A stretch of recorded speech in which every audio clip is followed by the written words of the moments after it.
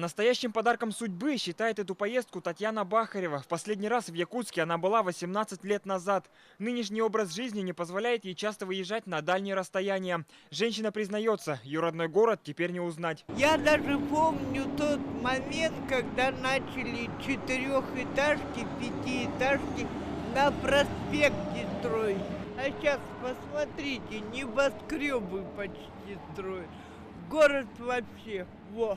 Всего на экскурсию в столицу из Капитоновки отправились 24 человека, в том числе инвалиды-колясочники. В своей поездке они посетили памятные для них места и достопримечательности города. Экскурсии по городу проходят на таких вот специализированных автомобилях, оборудованные автоматическими устройствами.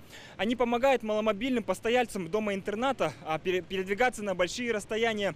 Иными словами, если бы не это устройство, некоторые инвалиды не увидели бы город. В поездке пожилых людей обязательно сопровождают сотрудники дома-интерната. Анжелика Илларионова работает музыкальным руководителем всего полгода, но уже успела привязаться к своим подопечным. Мероприятие у нас проходится ежемесячно.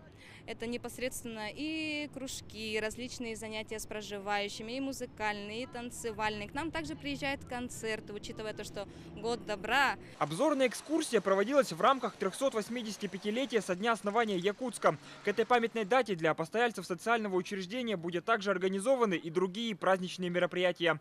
Евгений Заборовский, Максим Бурцев, Вести, Якутск.